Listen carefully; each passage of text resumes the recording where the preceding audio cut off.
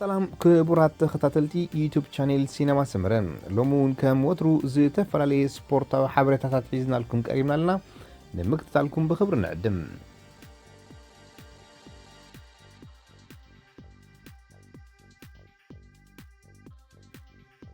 ቻይናዊት ክለብ ሻንጋይ ከማጥቃዕ ኮይኑ ዝጻወት ዘሎ ብራዚላዊ ወዲ 33 ዓመት ዝኾነ ጊቫልዶ ቪየራ ሶስ ማለት ሁልክ ምስታ ኣደ 3 ደቁን ናይ 12 ዓመት መጻምቱን ኢራን ኣብ ዝሓለፈ ሓምለ 2019 ከም ዝተፋትሐ ይፍለጥ።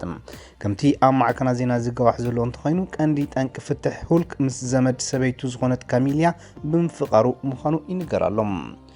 ምስ ኣሞይ ኢራን ቅድም ቀዳድም እዚ ናይ ዝኾነ ይኹን መረዳእታን ፍርድን ዘይምዃኑ ክገልጸልኪ ይደሊ ኢላ ድሕሪ ምጅማር ዝተፈላለዩ ጉዳያት ስለ ዝዓንቀፉኒ ብኣካል ተረኺበ ክነግረኪ ኣይከኣልኩን ብዝኾነ ኣዘየ ዝፈትወኪ ብኣኺ ኣመናየ ዝግደስ ኮይኑ ድማ እዚ ኣብዚ ሕጂ ሰዓት ዝብሎ ምሳኺ ብዙሕ ዘረኽብ የብሉን ድሕሪ ምባል ሓደ ነገር ክትፈልጥዮ ዝግባእ ግን ብዙሕ ሰብ ዝተፈላለየ ዘረባ ክዛረብ ይኽእል እዩ በብናቱ ሸነኽ ግምታት እናሃበ ከውር እዩ ግን ኣነ ኣይፈርዶምን እየ ምክንያቱ ጓና ምንም ዝፈልጦ ዘይብሉ ነገር ምግናንን ምንኻስን ጥራይ ይስርሑም ኢላ ካብ ደገ ዝመጽእ ዘረባታት ድርዒ ከተቐምጥ ድሕሪ ምፍታን ነዚ ኩሉ ምግጣም ኣዝዩ ከቢድ እዩ ናይ ብሓቂ እንተዘይከውኑን ኣይምገበርክዎን ብምባል ካሚልያ ናብታ ሰብኣያ ዝተመንጠለት ኣሞኣ ኢራን መልእኽታ ሰዲዳ ኢራኑን ብወገና በዓል ቤታ ነበር ኣብ ልዕሊ ናይ 12 ዓመት ሓዳሩን ደቁን ከም ዝምግባሩ ኣዝዩ ከም ዝሕዝን ካብ ምግላጽ ኣይተቆጠበትን።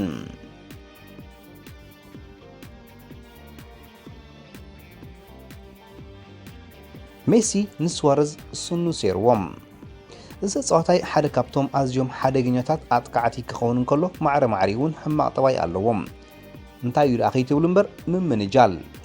ንኣብነት ኣብ 2010 ምስ ሆላንዳዊት ክለብ ኣያክስ ተሰሊፉ ኣንጻር PSV ኣይንድሆቨን እናገጠመ እንከሎ መንኮብ ኦትማን ቫካል ግሂጽዎ እዩ ቀፂሉ እውን ኣብ 2013 ማልያ ሊቨርፑል ወዲኡ ኣንጻር ቸልሲ ኣብ ዝገጥመሉ ዝነበረ ህሞት ነተኸላኻላይ ጋንታ ቸልሲ ዝኾነ ኢቫኖቪች ኢዱ ወጢጡ ብምምንጃሉ ን10 ጸወታታት ተኣጊዱ ነይሩ። ኣብ 2014 ኣብ ዋንጫ ዓለም ንሃገሩ ወኪሉ ኣንጻር ኢጣልያ ኣብ ዝገጥመሉ ዝነበረ እዋን እውን ኣስናኑ ኣብ መንኮብ ተኸላኻላይ ኢጣልያዊ ዝኾነ ጆርጆ ኪሊኒ ሸኺልወን እዩ። ድሕሪ ዝፍጻሜ ዋላ እኳ 9 ጸወታታት ንኸይጻወት እንተተኣገደ ኣፍቀርቲ እቲ ስፖርት ይኹኑ ካልኦት ዝግብኦ መቕጻዕቲ ከም ዘይረኸበ መረርኦም ከስምዑ ተራእዮም እዮም። ዝኹሉ ዝገበረ እቲ ብተነኻሲ ወይ ተመናጃሊ ከልቢ ተባሂሉ መፀውዒ ስም ዝፍለጥ ተወላዲ ኡራጓይ ሉዊስ ኣልቤርቶ ስዋረዝ ዲያዝ ምዃኑ ይጠፍኣኩም ኣይንብልን ኢና ብዝኾነ ግን ድሕርዛ ናይ 2014 ናይ ምምንጃል መጥቃዕቱ ብዙሕ ከይጸንሐ ካብ እንግሊዛዊት ክለብ ሊቨርፑል ናብ ስፓኛዊት ክለብ ባርሴሎና ተሰጋጊሩ ኣብ ጎኒ ሜሲ ብምስላፍ ኣብ 179 ግጥማት 141 ሸቶታት ብስሙ ብምዝጋብ ዕዉት ዝኾነ ናይ ጸወታ ግዜ ይሕልፍ ምህላው ኩሉ ዝፈልጦ ሓቂ እዩ። እቲ ዘገርም ግን ኣብ ጎኒ ሜሲ ኮይኑ ክስለፍ ካብ ዝጅምር ሓንቲ እውን ትኹን ናይ ምምንጃል መጥቃዕቲ ኣይፈጸመን ክፍጽሙን ኣይፈተነን ገለገለ ተዛረብቲ እውን ሜሲ ኣስናኑ ስለ ዝሰበረዩ ዘይነግስ ዘሎ ክብሉ ይድእልሉለውም። ስዋረዝ ኣብ ልዕሊ ኣፍሪቃውያን ዝገደፎ ዘይሃስስ ሕማቕ በሰላ ኣብ ቀጻሊ ከነቕርበልኩም ኢና። ኣርቱሮ ቪዳል ዝጻወተላ ዘለኹ ክለብ ባርሳ 2 ሚልዮን ኣይከፈለትንን ብምባል ይኸሳሎም።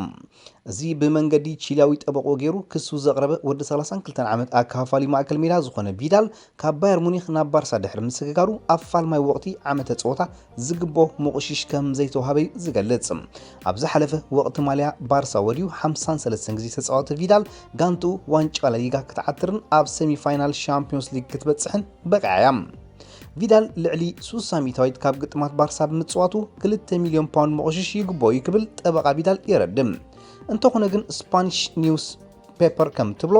ቪዳል ተጻወቶ 45 ደቂቕ ኣብ ጸወታ ኣይመለእን እዩ እቲ ጠበቃ ነቲ ውዕል ብጌጋ ተረዲእዎ ወይ እውን ብጌጋ ተርጊሞሎ ብምባል ባርሳ ነቲ ክሲ ከም ዝነጸገቶ ትሕብራላ።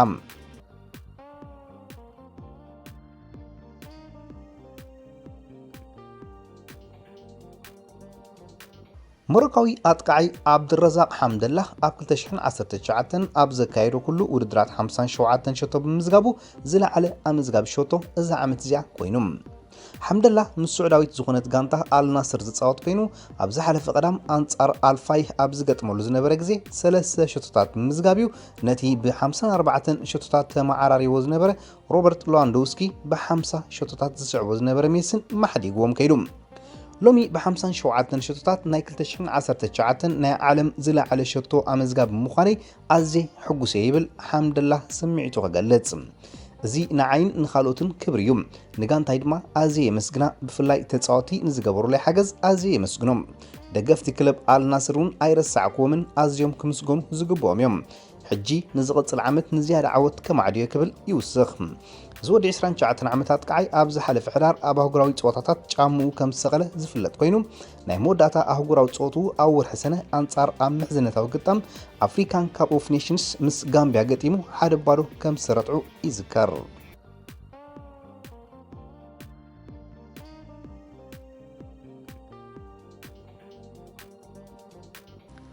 ኣብ ጣልያን ዝበለጸ ተጻዋታይ መን እዩ ተባሂሉ ምስ ተሓተተ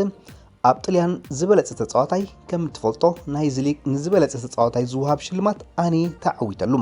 ስለዚ ኣነ ዝበለጽኩም ንዓመታ ግን እዚዩ ክብል ኣይክልን ኣይፈልጥን የውን ግን ብዙሓት ንፉዓት ተጻዋት ከም ዘለዎ ይፈልጥ ክብል ሮናልዶ መሊሱም ከም ዝፍለጥ ኣብ ሴሪያ ብብዝሕ ሸቶታት ፋቢዮ ኮግሌሪያ ካብ ክለብ ሳምፕዶሪያ ከምኡውን ዛፓታ ካብ አትላንታ ከምኡውን ፒያቴክ ካብ ጀኖዋ ወይ ከዓ ሚላን ናይ ሕጂ ማለት እዩ ካብ ቀዳማይ ክሳብ ሳልሳይ ክሰርዑን ከለዉ ክርስቲያኖ ራብዓይ ደረጃ መሓዙ ፈጺሞም ኮይኑ ድማ ብዝተዋህቦ ናይ ሴሪያ ብሉጽ ተጻዋታይ ዝብል ሽልማት ኣካታዒ ይገብረሎም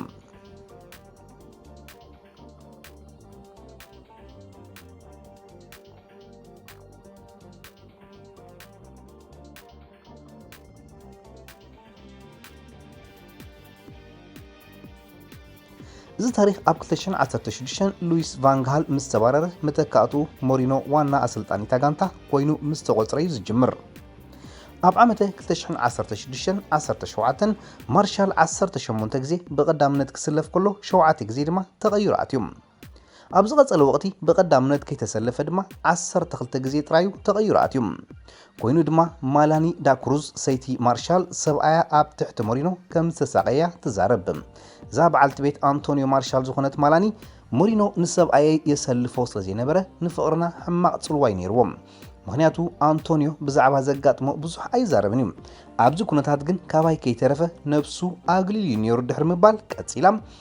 ኣብ ማንቸስተር ኣብተን ቀዳሞት 2 ዓመትና ማለት ካብ 2016 ስጋብ 2018 ሞሪኖ ከምቲ ዝድለ ክጻወት ዕድል ይሂቦ ብዘይ ምንባሩ ኣዝዩ ሕማቕን ፈታንን እዋኒና ይሕሊፍና ከምቲ ዝበልክዎ አንቶኒዮ ብሰንኪ ሞሪኖ ነብሱ ኣግሊሉ ኣነ ከም ሰበይቱ መጠን ንኣሰልጣኒኡ ሞሪኖ ዋላ ሓንቲ ክብሎ ይኽእል ኣይነበርኩን በቃ ከምዚ ብኩሉ ተቐርቂረ ሓዳርናን ፍቅርናን ብሰንኪ ሞሪኖ ኣብ ሓደጋዩ ኣትዩ ነይሩ ትብል ብዛዕባ እቲ እዋንቲ ክትዝክርን ከላ ማንቸስተር ኣብ ትሕቲ ሆዜ ሞሪኖ ትስልጥነሉ ኣብ ዝነበረት ወቅቲ ማርሻል ኣዝዩ ውሕዳት እዋናት ጥራይ ኣብ ሜዳ ከም ተሰለፈን ናብ ምርሳዕ ገጹ ከይዱ ከም ዝነበረ ንፍለጥ ኣብ መንጎ ሰብኣያን ሞሪኖን ዝነበረ ርክብ ኣዝዩ ሕማቕ ስለ ዝነበረ ገጽ ሞሪኖ ንዘይምርኣይ ካብ ናብ ብዙሓት ክለባት ዕድመታት ከም ዝተረፈቱን ብግልጽ ትሕብር ማላኒ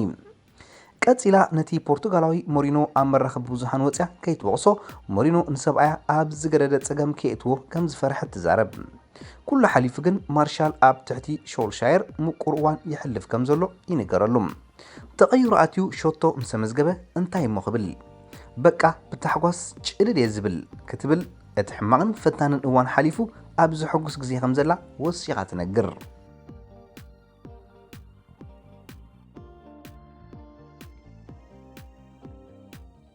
ከቅድሚ ዋንጫ ዓለም 2002 ብራዚላዊ ሮናልዶ ፍሉይ ዓይነት ቅዲ ኣቀማቕማ ሒዙ ነዛ ርእሱ ቁንጮ ኣምሲልዋ ይመጽዩ እቲ ምኽንያት እንታይ ይመስለኩም ኣብ ቅድሚኡ ዝነበረ እዋን ሮናልዶ እግሩ ተሰይሩ ምንባሩ ኩለን ሚድያታት ድማ ብዛዕባ ስፖርቱ እናተዛረባን እናሓተታን ምስ ኣጨነቆም ኣንፈተይ ንምጥዋይ ኢለ ዝገብሮ ዝነበርኩ ይኽብል ከም ሓሳቡ ድማ ኩለን ብዛዕባ እግሩ ረሲዕን ብዛዕባ ቆንጮ ዋጭዋጭ ከም ዝብላ ድሕር ምግባር ነቲ ዝነበረ ውድድር ዋንጫ ዓለም 8 ሸቶታት ምዝጋብ ተዓዋቲ ወርቃዊ ጫማ ክኾን ከሎ ሃገሩ ድማ ንጀርመን 2-0 ረቲዓ ንሓምሻይ ግዜ ዋንጫ ዓለም ክትዓትር ኣብቂዕዋ እዩ እተን ኣብ ፍጻሜ እቲ ውድድር ንጀርመን ዝቐጽዓለን ክልተ ሽቶታቱን ሮናልዶ ባዕሉ ከም ዘመዝግበን ይፍለጥ።